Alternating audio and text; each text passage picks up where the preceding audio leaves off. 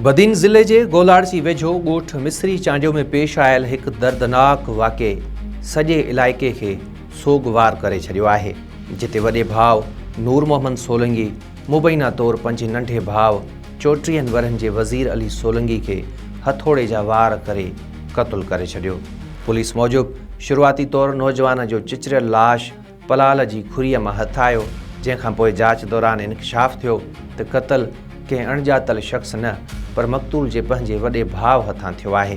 वाक़े बाद पुलिस जवाबदार खे गिरफ़्तार करे क़त्ल जो केस दाख़िल करे छॾियो आहे। जांच में साम्हूं आयल तफ़सील मूजिब ॿई भाइर शहर में गॾिजी मज़दूरी कंदा हुआ। मक़तूल वज़ीर अली मिस्त्री ऐं कारीगर तौर कमु कंदो हो, जॾहिं त संदसि वॾो भाउ नूर मोहम्मद मज़दूर हो। ज़रियनि मूजिब ॿिन्ही भाइरनि विच में घणे वक़्त खां अना ऐं हैसियत बाबति छिकताण हलंदड़ हुई।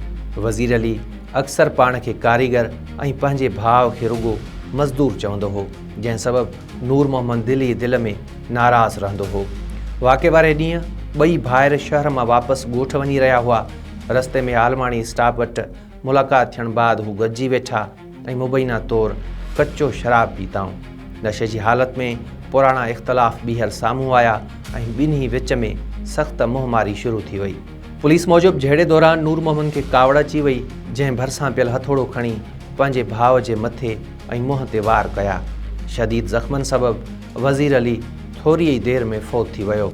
मक़तूल जे मामे ऐं सोहरे मोहम्मद क़ासिम सोलंगी जी फ़रियाद ते दाख़िल कयल एफ़आईआर में चयो वियो आहे त ॿिन्ही भाइरनि विच में न रुगो पेशे ऐं हैसियत बाबति इख़्तिलाफ़ हुआ, पर ज़मीन जे मामले ते बि तकरार हलंदड़ हो।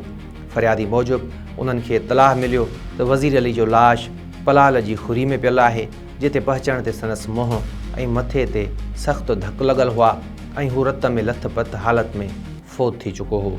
हीउ वाक़ियो केतिरई सवाल छॾे वियो आहे। छा हिकु मामूली टोक ऐं नशे जी हालत में थियल झेड़ो क़त्ल जो सबबु बणियो, या वरी उन जे पुठियां सालनि खां हलंदड़ अंदरूनी रंजिशूं ऐं अहसास महरूमी मौजूदु हुआ। पुलिस मूजिब वाक़े जी जांच जारी आहे। हतमी हक़ीक़तूं अदालत में ॿुधायल शाहिदनि ऐं सबूतनि खां पोइ मुकमिल तौर ते साम्हूं अची सघंदियूं।